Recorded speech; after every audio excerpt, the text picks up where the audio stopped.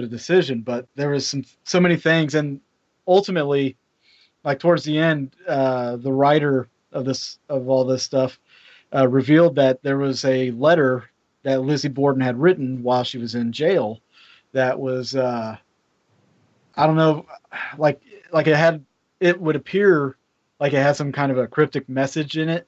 Like if you read between the lines on things, there's some weird stuff in there, but it was one of the most fascinating things for me because, like I said, I'm a huge history buff, and the Lizzie Borden house is one of my bucket list places, and it just draws me. So for me, that was one of the most fascinating things.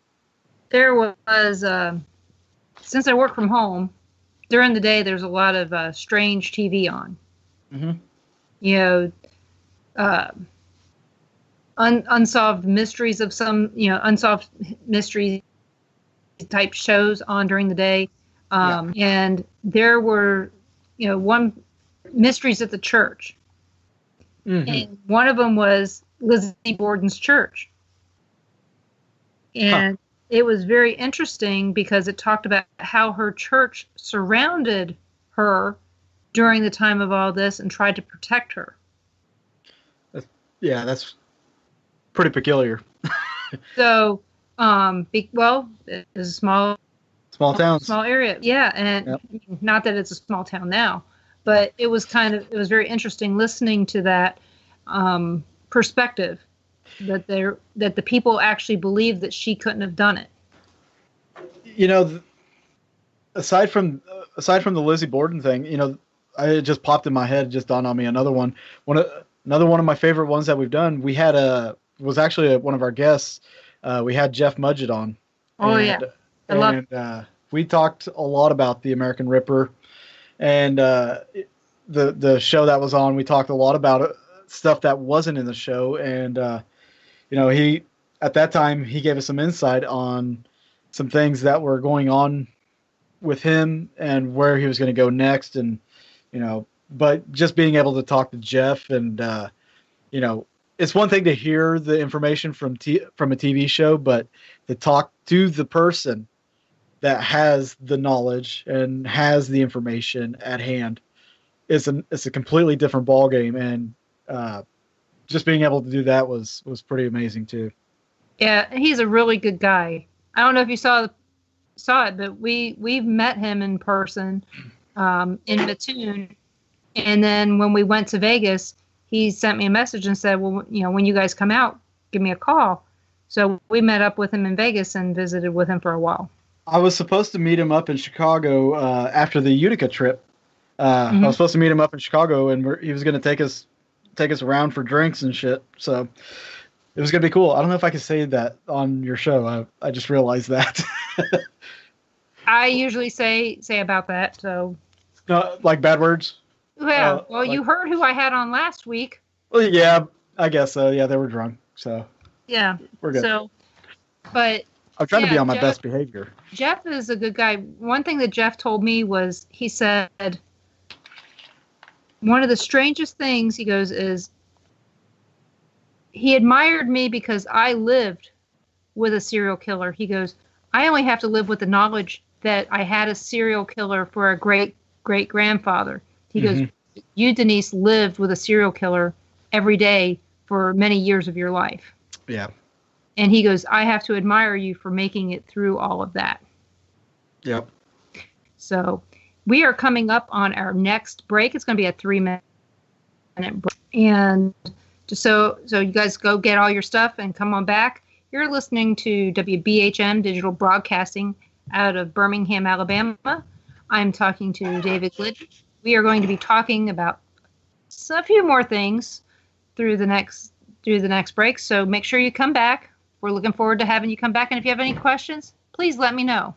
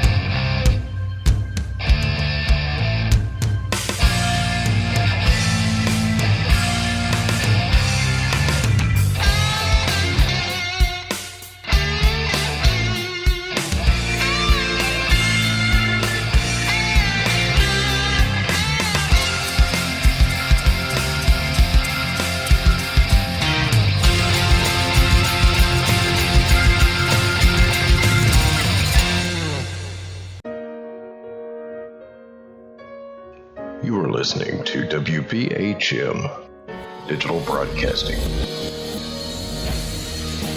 The best in paranormal talk radio.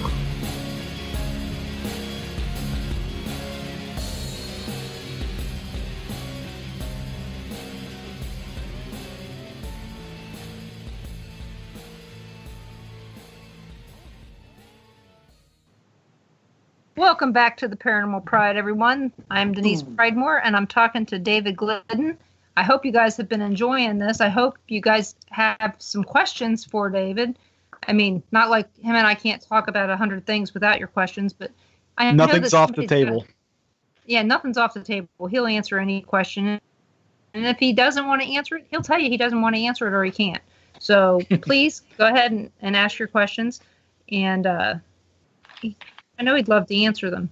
So do you have a bucket list guest that you would like to have on sometime, David? One guy I've always found fascinating to talk to is Grant Wilson. Yeah. I've talked to Grant a few times. Funny enough, like I started talking to him like years ago, and it wasn't about the paranormal at all. It was more about music, because Grant's a piano player, and he had a band, the Carpet Sharks, and that he had formed with his wife, and we'd actually started talking about music, and that's how he and I started like chatting and everything. But if you listen to anything Grant's on, like radio shows, podcasts, and stuff like that, he gets some of the best questions, but he also gives some of the best answers too, because like he will go in depth and he will take you down this path, but when he brings you around to the thesis of the answer, the basis of it, you finally get it, and he's just got this wonderful way of thinking about things and approaching it, and it's kind of nice to actually hear. It's not like somebody that says I'm the fact keeper. You have to listen to everything I say as truth, and this is the way it is. He's not like that at all, and it's actually pretty refreshing. So I'd like to get him on the show. Well, maybe if you ever go out there to forgot the name of it again, the one in Scarefest. He lives out in Lexington area. I thought about it last year, but I just didn't. There was a few conferences I wanted to go to, and I just couldn't. Like this, I haven't even booked anything for next year, which is kind of surprising. Yeah, we can only go to so many in a year. Yeah. So, we do have a question in chat for you, and this one's from Kat, and she wants to know: is there a history of other spook lights you know of that come across the areas to approach that observers, that spook lights that come visit people, actually come up to them? Well, there's a lot of the spook lights. There's cases where stuff like that's happened.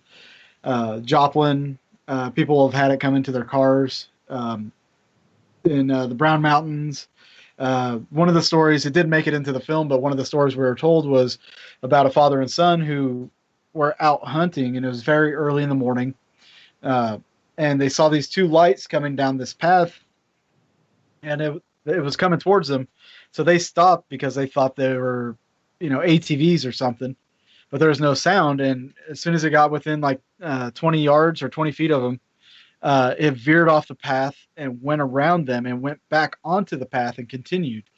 So that was something that I always thought was a pretty peculiar case, because that to me demonstrated an intelligence. It was aware of its surroundings, and it knew something was in its way, so it went around them. So things like that.